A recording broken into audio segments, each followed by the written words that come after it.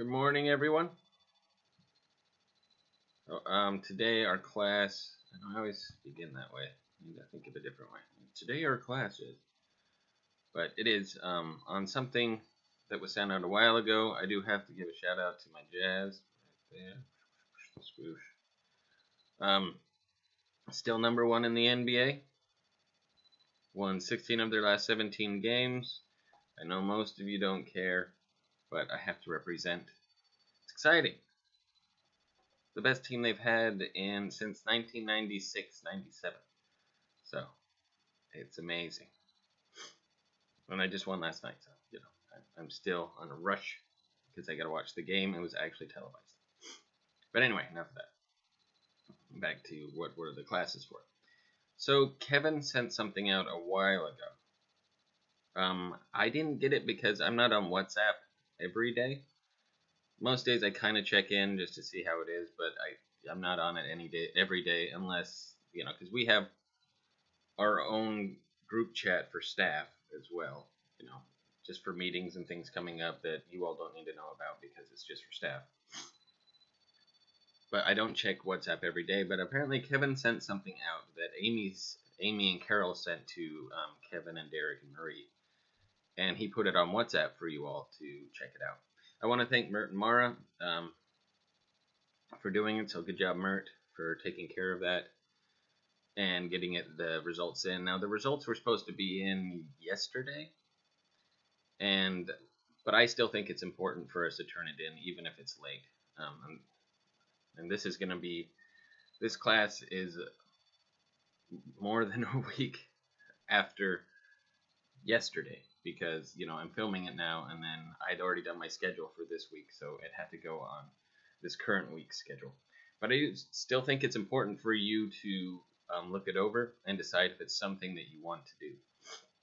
Like I said, had they emailed it to me, I probably would have done the class on it a lot sooner. But as it were, we didn't. So it's basically Contra Costa Health Services. The county health services. What they want to do is they want to get an idea of kind of people who would like to participate in, if there is a 911 emergency response, what information would be helpful for them when they're coming to help you all out. And with everything that's going on, say there was an evacuation, which, for any reason, or there was a giant health emergency. I know yesterday the Chevron refinery had a massive oil spill and things got released into the air. And so, in some ways it's very good to have this information on file, so that if, emergency responders came to your house, they would have more information about you and about how to help. Now, again, this is something that a lot of families might find, it's a little invasive for their privacy. But again, the only people this would go to would be the county health services. And, I'm pretty sure Amy and Carol wouldn't send things out like this unless they really thought it would help and that it would be beneficial for everyone. So I'm going to go over it. I'm going to go over what they sent out, and it's basically you filling out some information about yourself and your household, saying how many people live there, things like that, I think. But like I said, we'll go over it. I'm going to answer the questions like I would answer the questions. But I'm going to kind of go over it so that when you're thinking about it, you should answer the questions kind of in the same way, except for it's not me, it's you. So I'm going to go over and just answer the questions how I would answer them honestly for me and my household. And, and there's a good chance that I will do this as well, probably after I do this. But let's go over it and see how you feel about it. So this is voluntary emergency information. So I'm going to send you out an email that looks like this. Well, I'll have this attached to it. So the first part of this class, sorry, I meant to say this earlier, the first part of the class will be us going over this. I will email this out to you. And then after I email it out, what I'll do is have you look it over, see if it's something that you want to do. And then for our noon class, if it's something that you think will be beneficial, I can help you fill it out, and we'll fill it out together. Like I said, Mert's already done it, so good job, Mert. So he doesn't need to worry about that because they've already gone ahead and decided to do what they were going to do. I actually don't know if they actually did submit it, but they definitely looked at it and went over everything, which is good. It's something that for our health and safety. But then we'll go over it at the noon class. If it's something you want to do, I'll help you fill it out. But I'll send out the email first. I've already sent it out before, but I'll send it out again today just to make sure. So again, it's voluntary. It is not, which just means you can or you don't have to. Now, so Contra Costa County residents. So did you know that you can flag your address with vital information in the 911 system? The following information can help first responders know how to best assist you or a member of your household during an emergency. First, check off and list all information you would want law enforcement, fire, and emergency medical responders to know. So again, if you're in this system, your address is in there, and there was an emergency, depending on who you live with, who could be at risk, and who might not be at risk, this is good information for them to have. So I'm going to answer these questions as though it were me. I won't say my address, but I'll make up a fake address if they ask for it. So number 1, it says communication. Languages I speak. And then there's a blank. So languages I speak, blank. Honestly, English for me. That's what I would put down. I speak a tiny, hardly anything of Spanish. I can get colors and some numbers down. But that is not... They're asking what are you fluent in? What could you hold a conversation in? I can only hold a conversation in English, like a full-on conversation. I know eine kleine Deutsch, a little bit of German, but not enough to hold a conversation. I know that. It's been way too long since I took German. So languages I speak, for me, I just put English. It's the only one that I know that if they were asking me information, somebody started asking me in Spanish or in German, I would be like, I don't know what you're talking about right now.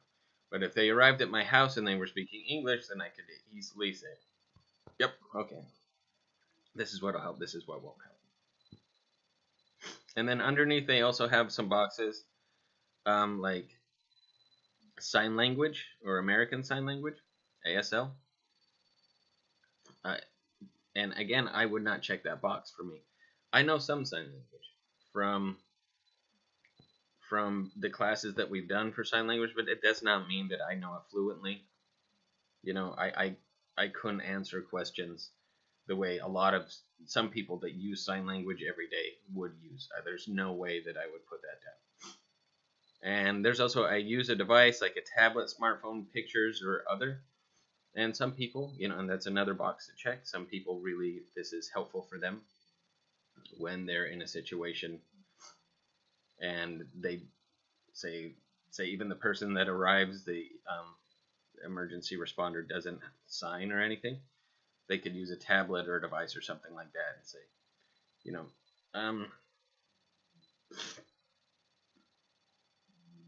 I would go with I speak that. I speak English, but I probably wouldn't check off that I use a device specifically for that. But it wouldn't hurt to write in like maybe under there, like I do write well, and I can spell well. Like if for some reason you're incapacitated and you can't speak, like I can write information for you. But again, I don't think I'd check that box because I think they would ask you that. So really, I wouldn't check any of these except for that I speak English, which makes me feel like I need to take a Spanish class. Okay, the next part is where I live. So there's 4 different categories. There's, do you live on a floor level house? Are there stairs that people are going to have to go up? That's 2. Number 3, is there an elevator? And number 4, is there a gate or entry door code? So in my, yeah, I think my last 2 places, it would be floor level, like here where I live and where I lived before, and then before that I would have to have marked stairs that you would have to go up.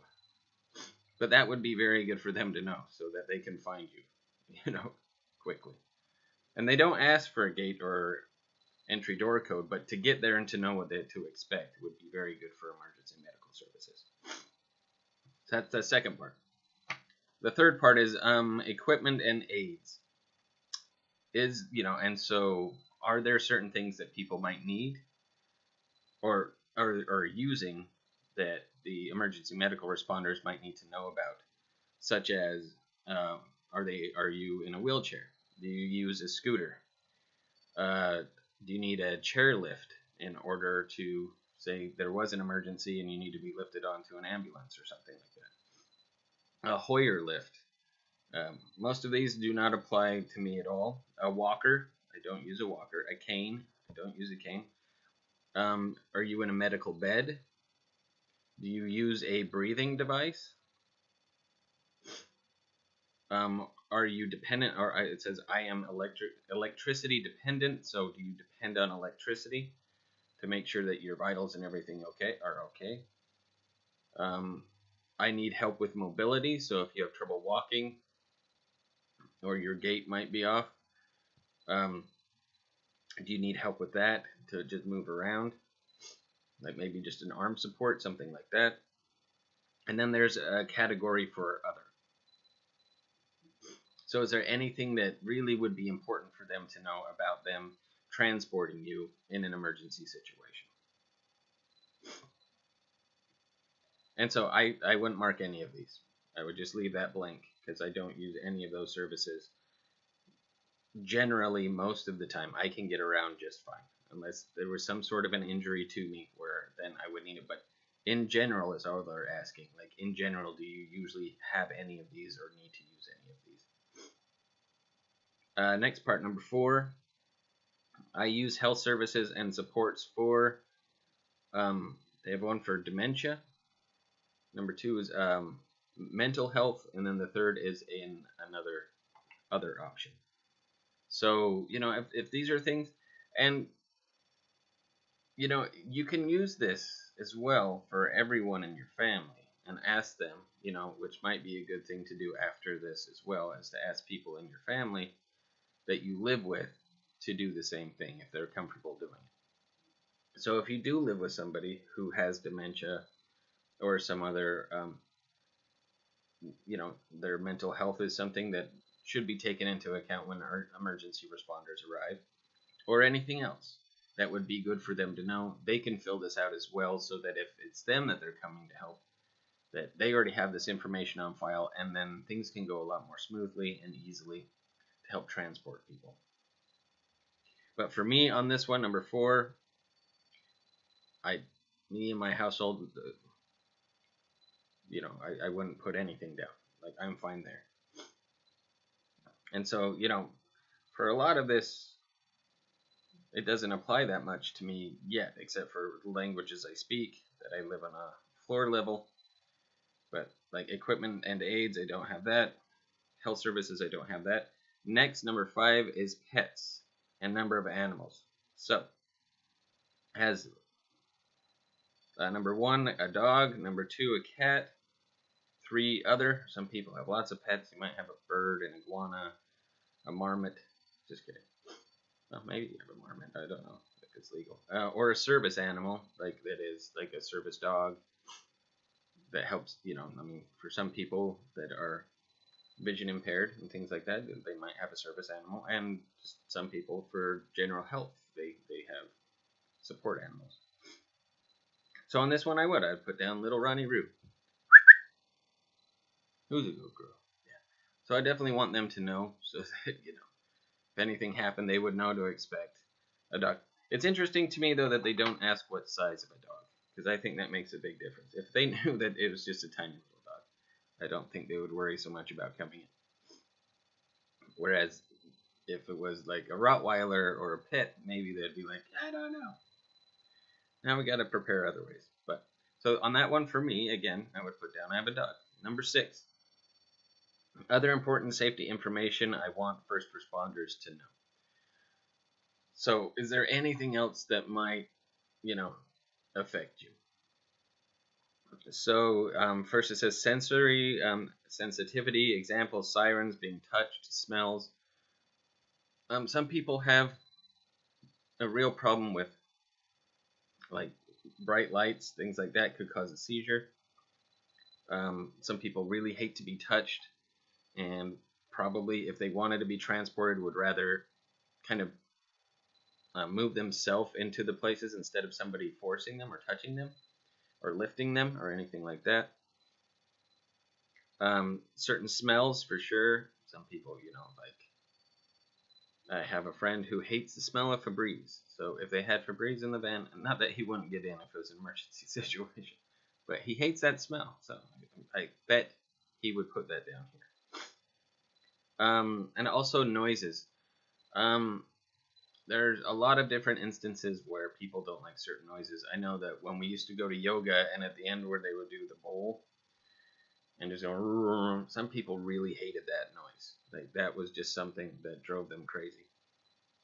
Not crazy, I shouldn't say that, but just it was infuriating to them in some ways. They're like, I hate this. Like, I want to get out of the room. I wish I could leave before they make me do that.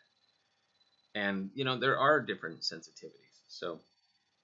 And then they have 2 other categories there for other. Like, what else? It's something that they would want to know about you that you think is important. For me, I would put nothing, because if it's an emergency, on that one, for me, I would put nothing. Because if it were me, I'd be like, nah, if I need help, I don't mind being touched, loud noises, I grew up in a big family, I'm fine. So for me, I would answer nothing on that one. I would leave that blank as well. And then for the last page, this is going to be good for you to have anyway. You don't have to have this in order to, you don't have to do the first part, the voluntary information, to have these numbers and still use them. It's not like they're going to be like, well, you didn't answer this first part, so we're not going to show up to your house anyway. That's not how it works. They want to help. But this is a good list to have: emergency communication centers. And in Contra Costa County, it says to flag your address in the 911 dispatch system, find your city and call. So I guess this is how you can do it as well. I guess you would call this number. Okay, yeah. So sorry. So with this, once you have this filled out, you would call in, and what I could do is email this back to you so you could have it. And you call into the center that is closest to you and give them that information. Say, so I want to flag my address, and and you would have to talk them through. It's a non-emergency line, and it's open 24/7. And you can just say, hey, I would like to. And so it has, for here, it has the Antioch Police Department. I don't think any of us live there. Brentwood, Concord, and Clayton. There's the Contra Costa County Office of the Sheriff. Now, when it comes to that, it's for the county or sheriff, it's usually unincorporated places. Like, I used to live in El Sobrante, and for El Sobrante, it's unincorporated. And so, anytime I had to, and I think there was only one time I had to call an emergency service, it's the sheriff's county that you actually talk to. It's not an actual police department. There's the Contra Costa County Fire Protection District, and all of these are 925 numbers. So then there's the El Cerrito Police Department. Which honestly, I live in Richmond, but I'm very, very close, maybe a block away from El Cerrito. So I would probably call both for me. because, like I said, if El Cerrito can get here faster, then or does, then I want them to have the same information. There's Martinez, police officer. Then there's Pinole, Hercules, San Pablo, which most of us don't live in. And under the Contra Costa County Office of the Sheriff, so there's Alamo, Bay Point, Blackhawk, Clyde, Crockett, and some people live in Crockett that we go to program with. Danville, Diablo, Discovery Bay, El Sobrante, where I used to live. Knightston, Lafayette, Los Medanos, College District, Moraga, North Richmond, so some people might live there. Oakley, Orinda, Pacheco, Santos Pacheco, Pittsburgh, Port Costa, Rodeo, Round Hill, and unincorporated areas of the county. So, again, if you're living in any of those places, like I said, Crockett, some people in North Richmond, Rodeo, then you want to contact the Contra Costa County Office of the Sheriff. That's who you would call. There's also Pleasant Hill Police Department. Now, here's the main one for most people is Richmond Police Department or Richmond Fire Department. There's San Ramon Valley 911 and Walnut Creek. So, in any of those areas, you'll have these phone numbers. And like I said, I'll email them to you again. I've already emailed them to you. And you can go over that. Now, again, this is for you all to decide if it's something that you want to do. If it's something that you find important, I would talk to your family about it as well. I can have you fill it out and help you fill it out and email it back to you. But then you have to make the call on your own. And here's the thing, say we fill it out. You show your family, like, I filled this out. Then what you can do after that is basically, talk to them if they say, hey, no, I don't really want you to do this. But ultimately, it's you. You're an adult living there. If it's something you want to do, if it's something you feel safe about, but you should, discuss it with your family. It is very important to discuss things with the people you live with before you just go ahead and do it. And discuss it with them and say, this is something I think is important. Or you can tell me no. But it doesn't hurt to have the information already filled out. Like I said, I could fill it out, help you fill it out. I'll send it back to you. You'll have it right there on your phone, on your computer, or anything like that. And then you can say, hey, I do want to do it. And say you change your mind, or say your family changes their mind. Then we can go ahead and go with that. But anyway, so this was a little bit longer than I thought it was going to be. I was talking about all that jazz. But anyway, I miss y'all, and I hope this information was helpful. Let's get it done or not done. But again, the choice is up to you. This is voluntary information. All right. Ciao for now. I'll talk to you soon.